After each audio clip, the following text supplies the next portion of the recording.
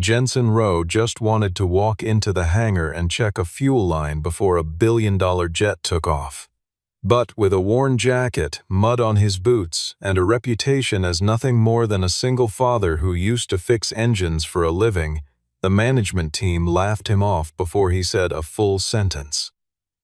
Tanner Whitcomb ripped the access badge from his hand and ordered security to drag him out of the hangar right in front of the airline's chief executive, Evelyn Kingsley. Nobody in that building understood that the runway, the control tower, and the very hangar they were standing in had just changed ownership, and the new owner was the man they were throwing out the door. If you love a cold, quiet payback story like this one, hit subscribe so you never miss the next reversal, because the next chapter always hits harder than the last. Whitestone Executive Airport sat behind 3 layers of security fencing on the edge of a valley where private jets lined up like polished trophies. Limousines idled near the terminal. Men in tailored suits spoke into earpieces, and the floors were buffed to a shine so complete that the ceiling lights doubled themselves in reflection. Everything about the place whispered money, from the marble check-in counters to the leather chairs. Nobody ever seemed to actually sit in for long, because sitting meant waiting, and people who flew out of Whitestone did not wait for anything. Jensen Rowe drove an old gray pickup truck through the side gate reserved for maintenance vehicles, and he looked nothing like the men who usually passed through the main entrance. His jacket had seen a decade of winters, his cap was faded from sun rather than fashion, and a battered toolbox sat wedged behind the passenger seat, rattling every time the truck hit a seam in the pavement. He handed his access badge to the young guard at the checkpoint and explained, without any urgency in his voice, that he needed to reach Hangar 7 to look at a fuel line before a scheduled departure. The guard studied the badge and then studied Jensen, and something about the mismatch bothered him enough to hesitate. According to the outdated file on the guard's tablet, Jensen Rowe was listed as a former contract technician, nothing more, a name buried among dozens of maintenance workers who came and went with the seasons. No one at that checkpoint had received the memo that weeks earlier, a private holding company called Rowe Field Holdings had quietly finalized a deal to acquire the debt and operational control of the entire airport, runway included. While he waited for the guard to wave him through, Jensen's phone buzzed with a short call from his daughter, Nora. He kept his voice gentle, telling her he would be home later than planned but that everything was fine, nothing to worry about, just work that needed his attention before dinner. The call lasted less than a minute, just enough to remind anyone listening that this quiet man in a beat-up truck was still, first and foremost, a father trying to hold his corner of the world together. As Jensen approached Hangar 7 on foot, he spotted a sleek black and silver jet belonging to Kingsley Aerolux being prepped for departure. The aircraft destined for a signing ceremony worth roughly $2 billion for a new luxury route to Denver. A strange, sharp smell drifted through the morning air near the fuel line. Something his years of hands-on maintenance work told him instantly should not be there. If that scent meant what he suspected, ignoring it could ground the flight entirely, or worse, turn a minor leak into a catastrophic failure once the aircraft reached cruising altitude. He walked into the hangar carrying his toolbox like any other technician reporting for duty, unaware that across the room, surrounded by a wall of assistants and camera crews, Evelyn Kingsley had just stepped out of her car and was making her way toward the same jet he intended to inspect. Hangar 7 looked less like a maintenance bay and more like a showroom built for people who had never worried about money a single day in their lives. The floors gleamed under white industrial lighting, private aircraft sat parked in neat formation, and the Kingsley Aerolux logo stretched across the far wall in brushed silver letters taller than a man. Today the hangar existed for one purpose: to send Evelyn Kingsley and her delegation toward Denver for the signing of a luxury route expansion that would reshape the company's future. Tanner Whitcomb, the hangar's operations director, noticed Jensen the moment he crossed the threshold, and his face twisted into open irritation before Jensen had taken more than a few steps. He did not ask why Jensen was there or what he needed. He simply glanced at the worn jacket and the scuffed toolbox and announced, loud enough for nearby staff to hear, that the plumber had wandered into the wrong building. Jensen kept his tone level and explained that he needed to inspect the fuel delivery line because he had detected signs of a minor leak near the connection point. Tanner let out a dismissive laugh, convinced this was some kind of shakedown, a stranger inventing a mechanical problem to squeeze a few dollars out of a wealthy client before departure. Madison Aldridge, the head of communications, drifted over and added her own worry to the mix, concerned that a grease-stained man standing near the aircraft could damage the polished image they were building for the cameras waiting outside. Neither of them paused long enough to ask a single technical question, because in their minds, appearance alone had already answered everything they needed to know. Evelyn arrived just as the exchange grew louder, catching only fragments of the conversation, enough to hear Tanner describe Jensen as some single father who wandered the airport looking for odd jobs whenever he could get them. Pressed for time and focused entirely on the signing ceremony ahead of her, she did not stop to verify the claim or ask a single question of her own. Instead, she told Tanner, without even glancing directly at Jensen, to handle it quickly and make sure nothing delayed the flight. That was all the permission Tanner needed. He snatched the access badge from Jensen's hand and told him, in a voice loud enough to draw a small audience, that this hangar belonged to people who owned the sky, not to men who wiped grease off the ground for a living. A few staff members chuckled at the line, and Madison, sensing an opportunity, suggested someone record the moment as an example for internal security training, framing humiliation as a teaching tool for future employees. Jensen did not raise his voice or argue his case louder than necessary. He simply looked down at the thin, dark streak of fuel pooling near the landing gear and said that if the Gulfstream took off without an inspection, whoever authorized that decision would be the one held responsible when questions were eventually asked. Tanner shot back that the first person being removed from the premises was Jensen himself, and he gestured for security to escort him out immediately, right there in front of the woman who had just unknowingly ordered him gone. As two guards walked Jensen toward the hangar doors, Captain Brooks Ellison stood near the cockpit stairs and watched the entire scene unfold with a stillness that did not match his usual composure.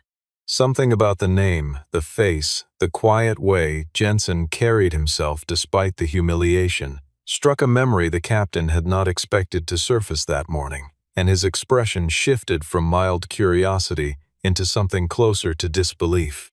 Jensen did not resist as the guards guided him toward the exit, and he did not raise his voice or plead for anyone to reconsider, which somehow made the scene harder for a few onlookers to watch than if he had fought back. He simply glanced once more at the thin, dark line of fuel still glistening faintly beneath the landing gear, filing the detail away with the same quiet precision he had once used to catalog problems no one else in the building had the patience to notice. A young ground crew member near the tool cage lowered her eyes as he passed, recognizing something in his composure that did not match the story Tanner had just told everyone standing nearby, though she said nothing, unwilling to risk her own position over a stranger's dignity. Near the exit, one of the guards, a heavy-set man named Curtis, who had worked security at Whitestone for nearly 6 years, muttered a quiet apology as he handed Jensen his toolbox back through the open door. Curtis admitted under his breath that something about the whole situation felt wrong, though he could not have explained why, only that the calm way Jensen accepted the humiliation did not fit the picture Tanner had painted moments earlier. Jensen thanked him simply and walked toward the parking area, giving no outward sign of the storm that was about to break loose behind him. The moment Jensen crossed the threshold and left the hangar behind him, Evelyn turned back toward the aircraft, ready to board and put the entire incident out of her mind.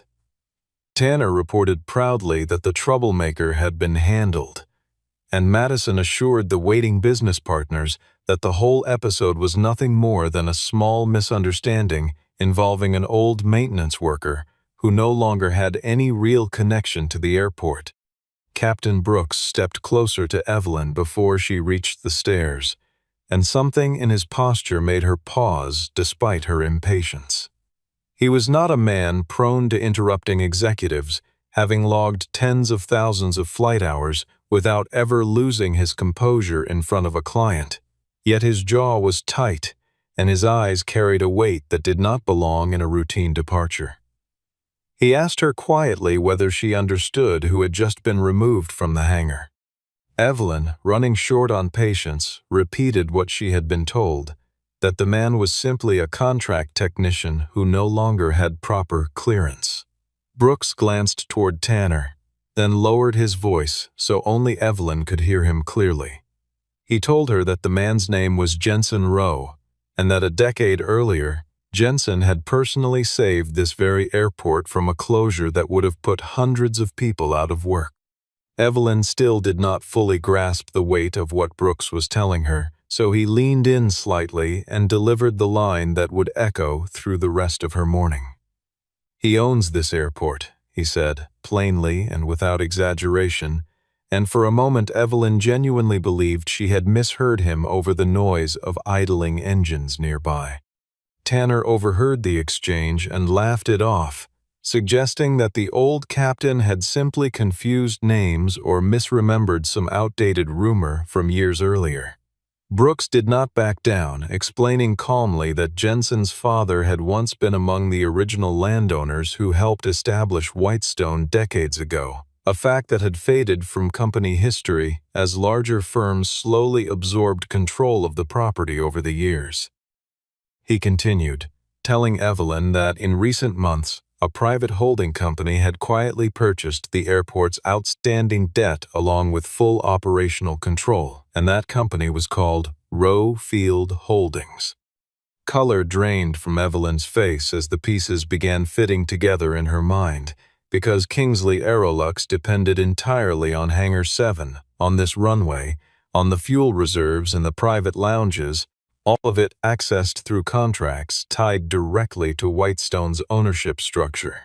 If Jensen truly held controlling authority over the airport, then removing him from the hangar was not merely an embarrassing misstep, it was a mistake capable of unraveling the entire $2 billion agreement waiting to be signed in Denver. Evelyn turned sharply toward the hangar entrance, but Jensen was no longer standing there. All that remained on the polished floor was his discarded access badge, half crushed beneath the heel of Tanner's expensive leather shoe, a small and silent symbol of exactly how badly the morning had already gone wrong. To understand why this moment carried such weight, it helps to look back at who Jensen Rowe actually was before any of this unfolded. He had once served as chief maintenance engineer at Whitestone, not a man who sought attention or wore his position like a badge of honor, but someone who understood the airport down to its wiring, its fuel pumps, and the way the wind behaved differently along the western runway during storm season. Few people ever bothered to learn those details, yet Jensen had spent years absorbing every mechanical secret the property held. A decade earlier, when Whitestone teetered on the edge of bankruptcy, Jensen redesigned major portions of its operational systems, saving the airport tens of millions of dollars and keeping it functional during a period when closure seemed almost inevitable. But when his wife fell seriously ill, he stepped away from leadership entirely to care for her, choosing his family over his career without a second thought. After she passed away, Jensen became a single father overnight, taking smaller maintenance contracts here and there simply to keep life stable for his daughter. During those quiet years, the Kingsley family and a handful of other investors used money, lawyers, and increasingly complicated contracts to seize operational control of the airport piece by piece. The Rowe name slowly disappeared from signage, from boardroom conversations, and eventually from the memory of newer employees who had no idea the family had ever been involved at all. It was as though an entire history had been erased simply because the people who once built something no longer stood at the center of the room. Jensen never truly vanished, though. In private, he studied finance, aviation law, and the tangled debt structures that governed properties like Whitestone, teaching himself the language spoken by the very people who had pushed his family aside. When the airport eventually drowned under a mountain of unreasonable lease agreements and mismanaged contracts, Jensen used patent settlement money, inherited land, and a small circle of trusted investors to quietly acquire the primary debt holding the entire property together. Rowe Field Holdings did not simply own shares on paper somewhere far removed from daily operations.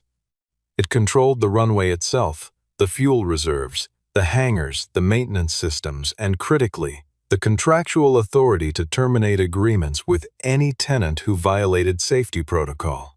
In plain terms, Tanner had just thrown out the one man on the entire property with the legal power to shut Hangar 7 down completely. There had been a version of Jensen's life, long before any of this, where his name still appeared on the plaques near the operations office, and people greeted him not with suspicion, but with genuine respect. He remembered walking those same hallways in a company-issued uniform, carrying a radio instead of a toolbox, coordinating repair crews during storms that grounded lesser airports for days at a time. He remembered late nights spent redesigning the fuel distribution system with nothing but grid paper and stubbornness, convinced that Whitestone could survive if someone simply refused to let it fail. None of that history lived in any file the checkpoint guard had access to that morning, and none of it mattered to Tanner, who saw only the jacket and the boots and decided everything he needed to know in under 5 seconds. What made the humiliation sting in a way Jensen rarely allowed himself to feel was not the insult itself, but the memory of how much he had once sacrificed to keep this place alive. He thought of the nights he'd spent beside his wife's hospital bed instead of at his desk, choosing her hand over every meeting that once defined his identity, and he thought of how quickly the industry moved on without him once he stepped back. Grief had a way of making a person invisible to the world even while the world kept spinning around him. Deals signed, contracts rewritten, ownership quietly shifted into hands that had never once set foot on the tarmac at midnight to fix a broken pump in the rain. Jensen had accepted that invisibility for years, not out of weakness, but because raising Nora alone required a kind of focus that left little room for reclaiming what had been taken. Jensen had not driven to the airport that morning to flaunt any of this power. He came because he discovered a falsified fuel inspection report, one apparently altered to keep Evelyn's flight on schedule despite a documented mechanical warning. If he stayed silent, a maintenance oversight could evolve into a genuine safety disaster somewhere over open sky. If he spoke up, he understood exactly how easily he could be dismissed and humiliated all over again, just as he had been minutes earlier, and some quiet, tired part of him almost expected it. Standing outside the hangar fence, Jensen called his attorney and spoke with quiet, unmistakable authority. "Activate the emergency inspection clause," he said, "and make sure no aircraft leaves Whitestone until I personally sign off on the release." Evelyn had barely settled into her seat when the control tower radioed an unexpected announcement, informing the crew that departure was suspended pending a mandatory safety inspection ordered by the airport's ownership. The entire schedule built around the signing ceremony collapsed within seconds, throwing months of careful planning into sudden chaos. Tanner exploded with anger, shouting at the flight coordinator for daring to delay an aircraft belonging to Kingsley Aerolux, one of the airport's most valuable and long-standing clients. The coordinator simply handed over a printed notice stating that runway and fuel clearance had been suspended directly by Rowe Field Holdings, offering no further explanation and no room for negotiation. Madison panicked almost instantly, aware that reporters were already waiting to hear confirmation of Evelyn's departure toward Denver. A canceled flight risked sending a signal to the market that something serious was wrong inside Kingsley Aerolux, a narrative far more damaging than any delay could ever be on its own. Tanner tried desperately to shift blame onto Jensen, insisting the former technician was simply trying to sabotage the company out of resentment or greed. At that moment, Graham Voss, legal counsel for Rowe Field Holdings, arrived alongside a team of independent safety inspectors, and his tone remained perfectly calm despite the tension surrounding him. He announced that Hangar 7 was under formal review for a suspected violation of fuel safety procedure, as well as for obstructing an authorized representative from accessing a restricted technical area earlier that morning. Tanner still refused to believe Jensen held any real authority, describing him once again as a poor single father who used to beg for odd jobs around the property. Graham looked directly at him and replied evenly that he had just described the controlling owner of Whitestone Airport, a statement that landed in the room like a physical blow. The air inside the hangar seemed to freeze completely.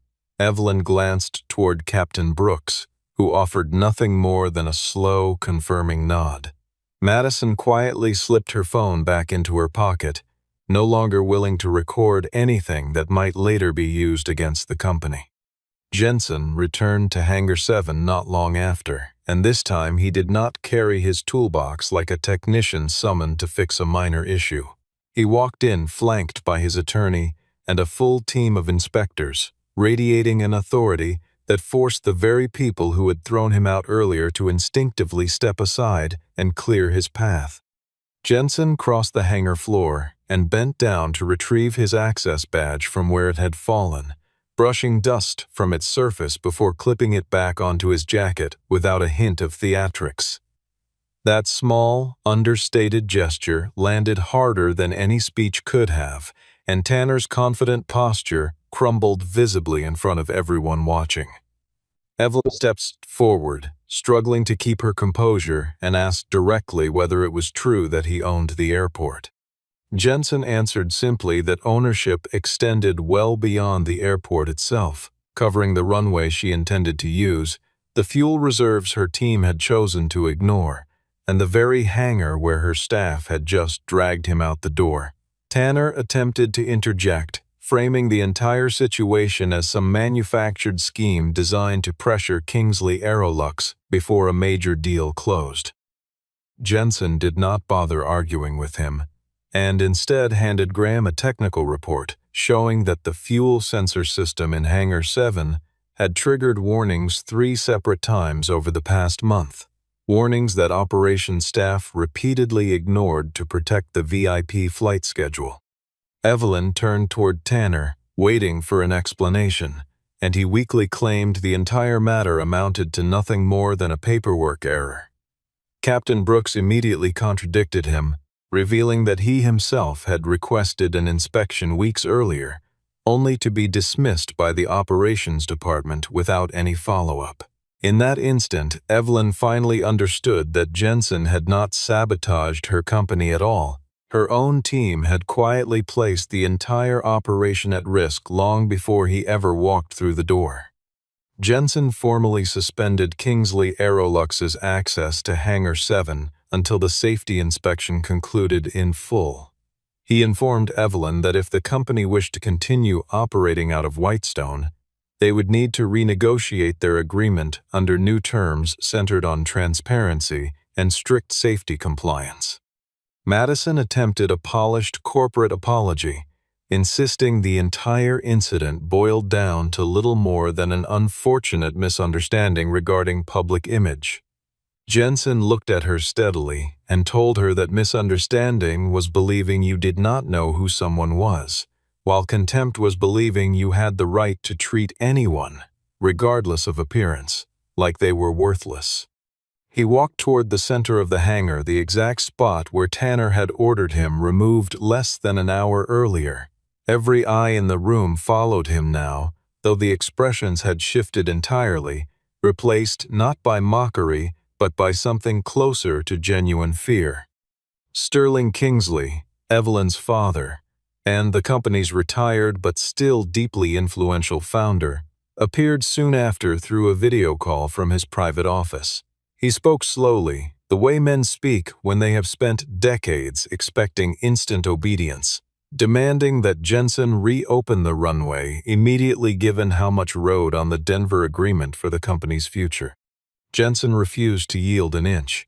He reminded Sterling that Kingsley Aerolux had fallen behind on operational fees, fuel charges, and maintenance costs across several consecutive quarters, debts that previous airport management had conveniently overlooked out of fear of confronting a powerful family.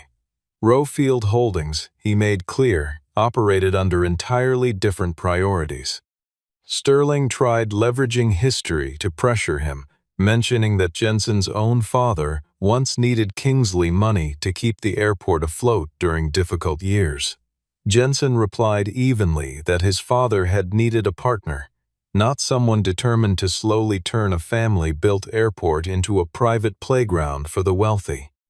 Evelyn stayed silent through the exchange, absorbing a truth her father had spent years concealing from her, that Kingsley Aerolux never truly owned the sky the way the press liked to claim.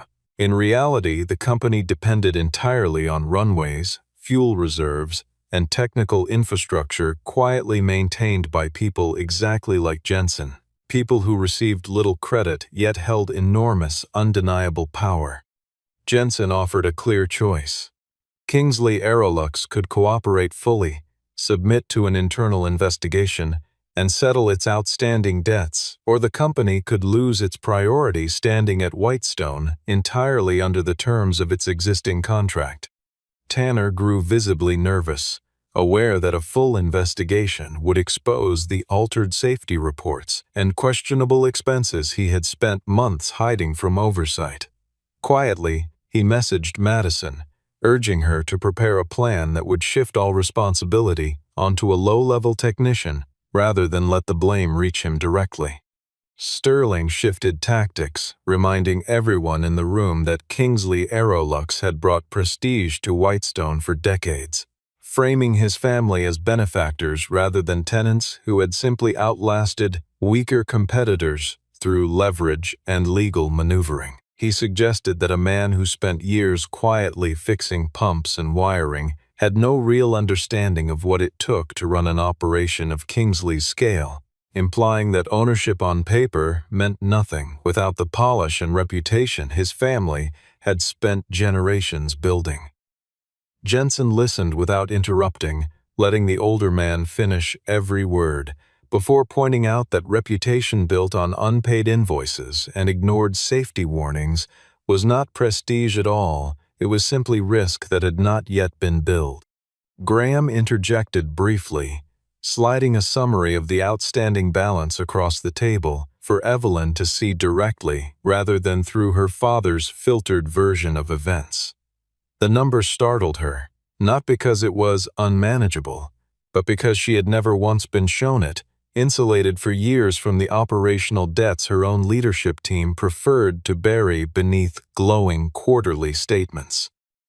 Sterling tried to wave the figure away as a technicality that could be resolved quietly between lawyers, the way such matters had always been resolved in the past.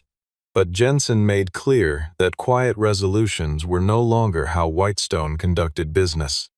Sterling ended the call with a cold warning, asking whether Jensen truly believed a single father running an old airport could force an entire family empire to bow. Jensen looked steadily at the screen and answered simply that it would not be him forcing anything. It would be the contract doing exactly what it was written to do. Madison arranged a small press briefing inside the VIP lounge, attempting to reframe Jensen as an unstable outsider trying to sabotage a powerful and respected executive's carefully built reputation.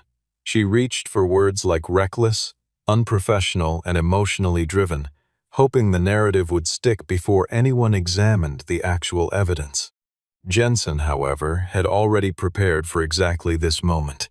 Graham released a full set of documentation, including photographs of the fuel leak, a timeline of ignored sensor warnings, internal emails instructing staff to bypass inspection procedures, and a formal record of Captain Brooks requesting a grounding weeks earlier that had been dismissed without explanation. The narrative shifted almost instantly. Reporters stopped asking why Jensen had delayed a flight and started asking why Kingsley Aerolux had planned to fly, despite documented safety warnings sitting unresolved in its own internal files. Madison's carefully rehearsed messaging collapsed under the weight of paperwork she never expected to see made public. One reporter near the back of the room asked Madison directly whether it was standard practice at Kingsley Aerolux to dismiss maintenance concerns raised by their own flight crew, referencing the record Graham had just released, showing Captain Brooks had asked for a grounding weeks earlier. Madison stumbled through an answer about ongoing internal reviews and continuous improvement, language that meant nothing and satisfied no one, while photographers in the room quietly captured the moment her composure finally slipped in front of the cameras she had spent her entire career trying to control. Another reporter asked whether the same culture that ignored sensor warnings had also been responsible for the treatment of the man now confirmed to be the airport's controlling owner, and the question hung in the room long enough that Madison simply stopped answering altogether.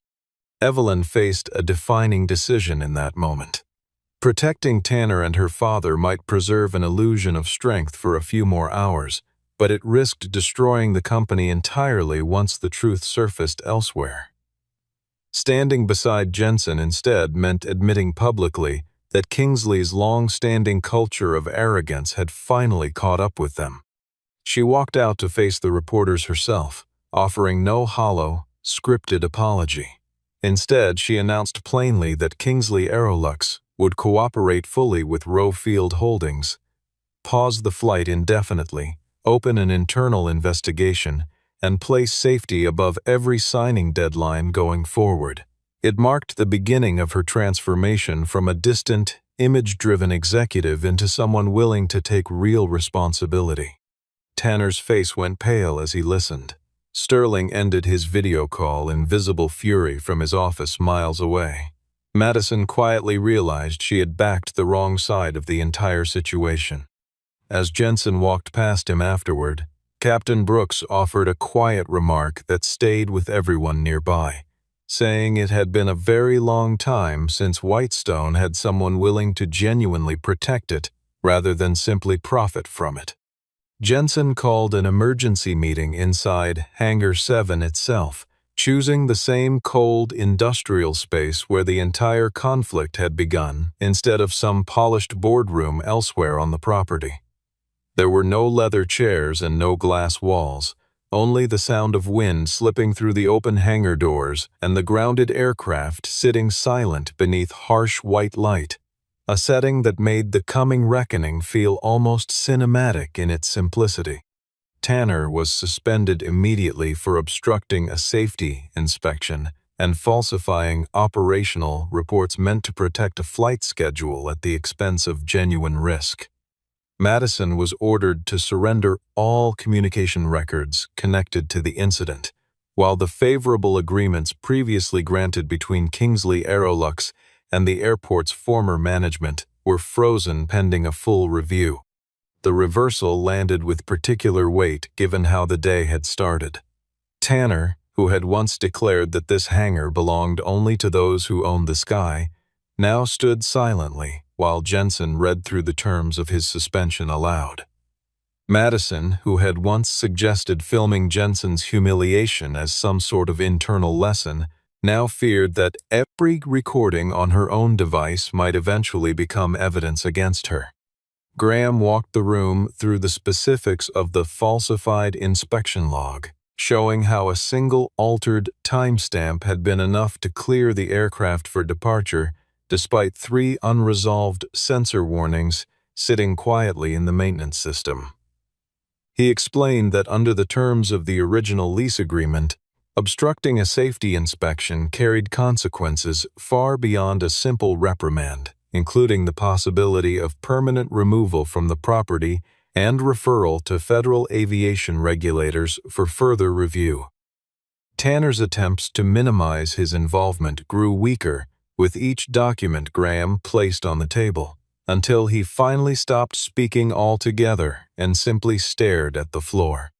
Evelyn asked Graham directly whether the falsified report could have resulted in real harm to passengers or crew had the flight proceeded as originally scheduled. Graham did not soften his answer, explaining that a fuel system failure at cruising altitude carried consequences that no amount of corporate messaging could ever repair, and that the difference between a minor inconvenience and a tragedy that morning had come down to one man refusing to look away from a smell in the air that everyone else had chosen to ignore.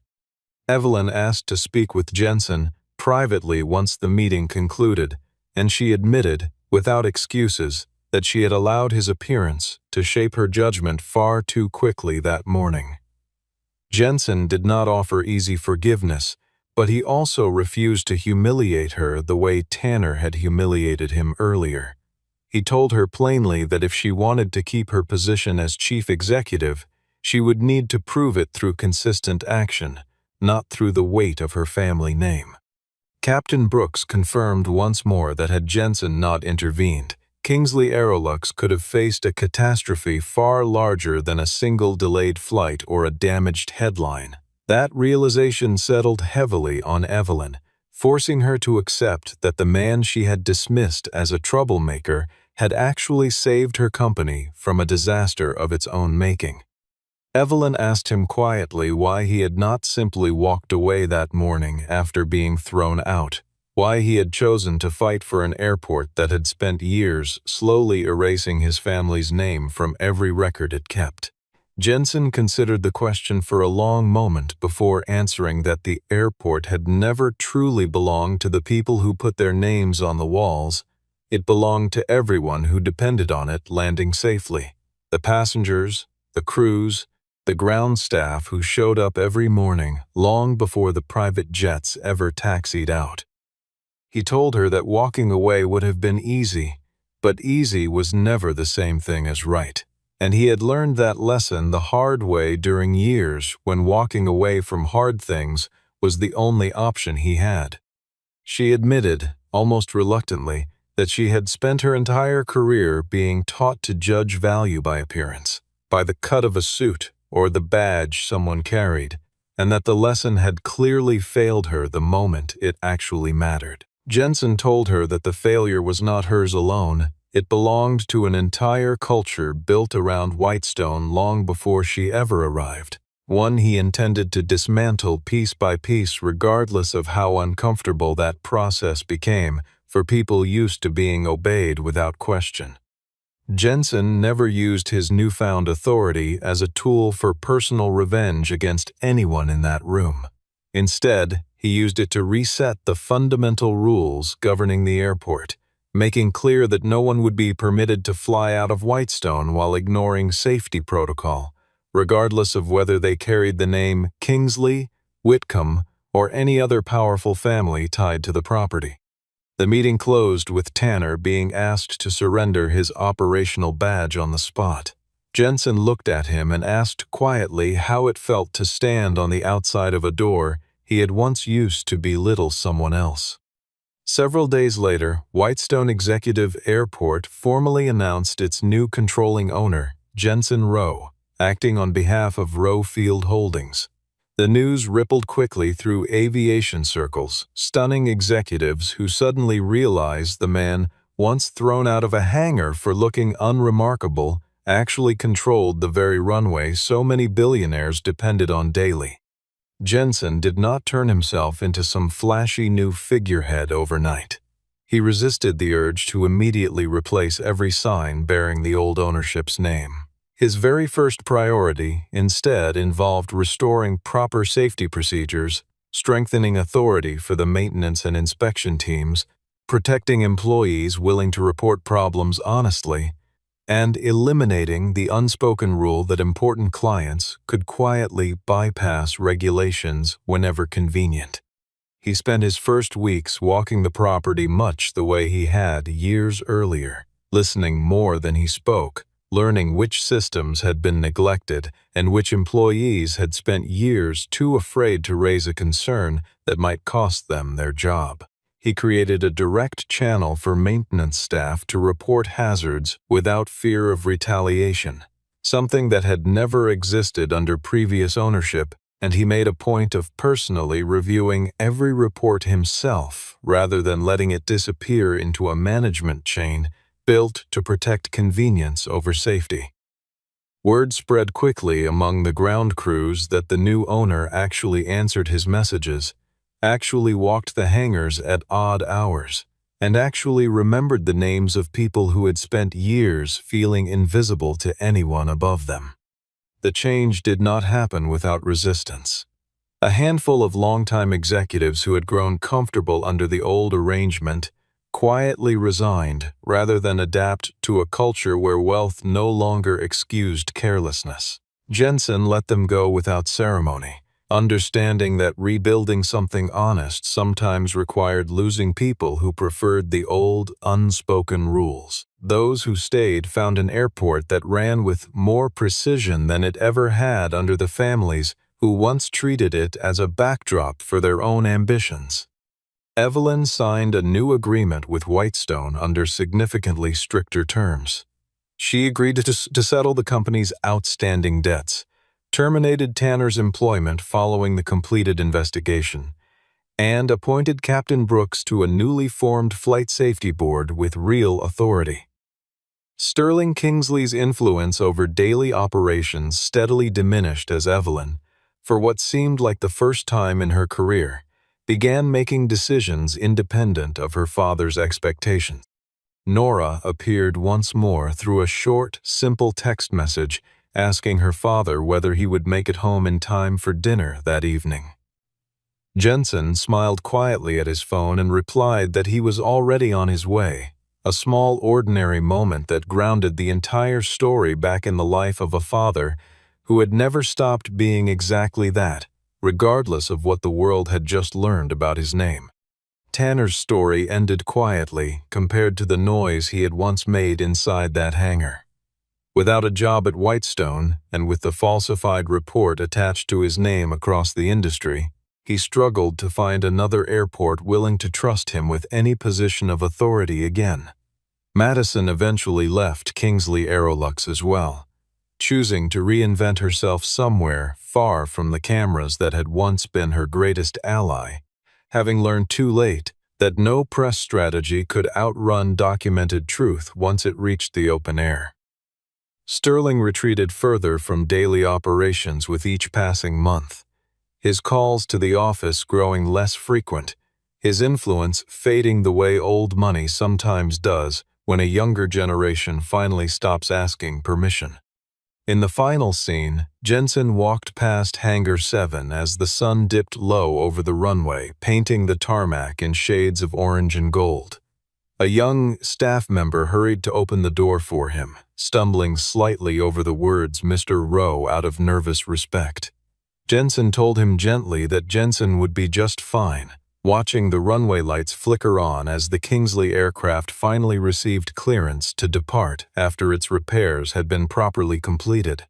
He paused near the same spot where the fuel leak had first caught his attention, running a hand along the cool metal frame of the hangar door, the way he used to when this building was simply part of his daily rounds rather than something he owned outright.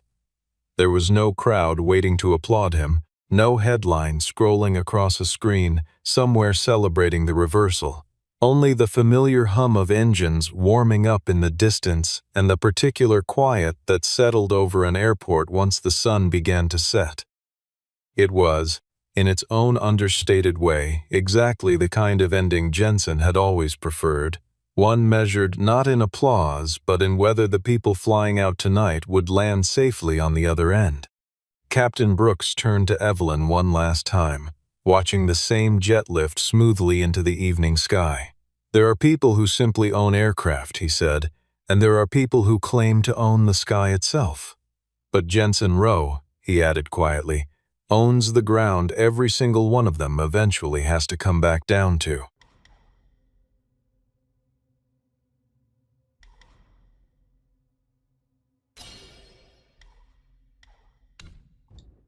Let's try it out.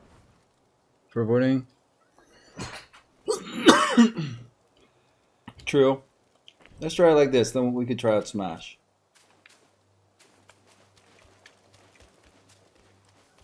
Make sure you get the wheel spin. Oh, really? I never do that attack. Alright, let's get it. Let's get it, let's go. Should be a lot quicker this time. Not stopping the fight. Hey, first playthrough, not quite.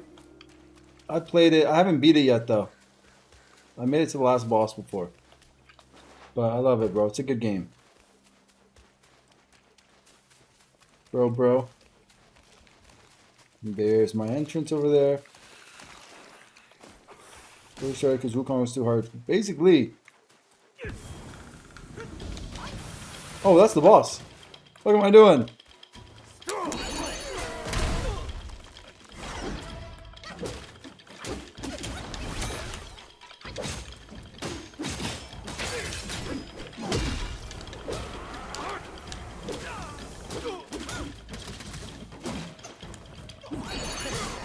Such a fitting end.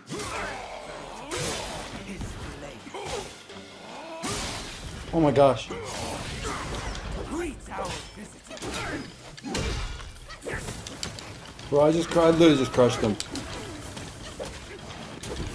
Holy shit.